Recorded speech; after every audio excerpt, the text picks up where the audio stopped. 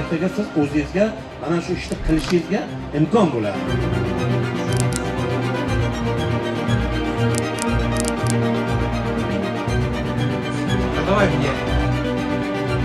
Dehqonlarimizni birlashtirib, ularni jamlab, mahsulotini realizatsiya qilishda ularga keng yo'llarni ochib berish.